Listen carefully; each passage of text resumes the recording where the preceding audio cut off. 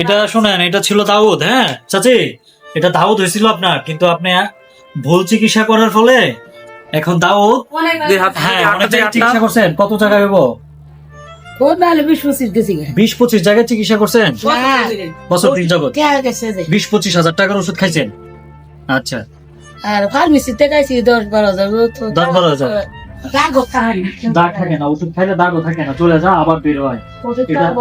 এটা দাউদ ছিল, কিন্তু আপনি ভুল ওষুধ আর মলম লাগানোর ফলে এটা ছড়ে গেছে এখন শরীরের বিভিন্ন জায়গায়। 3 ডাক্তার আমার ফিসটা একটু দেখান মা। মেক্সি খুলে লাইছে। এমনি ঘুরে এই আরে আরে চোপে উঠাবো এদিকে আরে বাবা ইস, বুঝছেন মাগো সমস্যা নাই। সামনে তো আসোই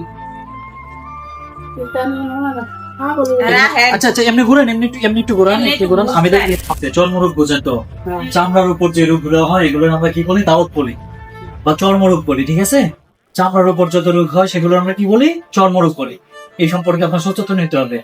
যেমন চামড়ার উপর কেন রোগগুলো হচ্ছে, বারবার কেন হইতেছে, কেন যাইতেছে না, ঠিক আছে, কেন চলতেছে।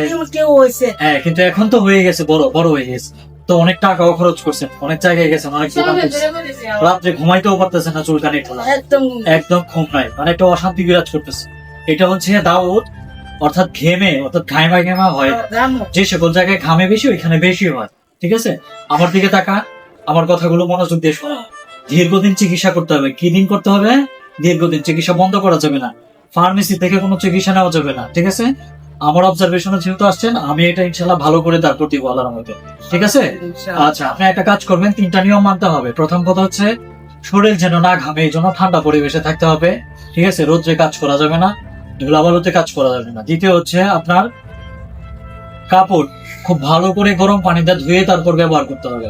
আজকের কাপড় কালকে ব্যবহার করতে পারবেন না, মন থাকবে? আজকের কাপড় কালকে ব্যবহার করতে পারবেন না। ঢিলা ঢালা কাপড় পরতে হবে, যেন বাতাস আসা যাওয়া করে। টাইট ফিট কোনো কাপড় পরা যাবে না, বুঝতে পারছেন?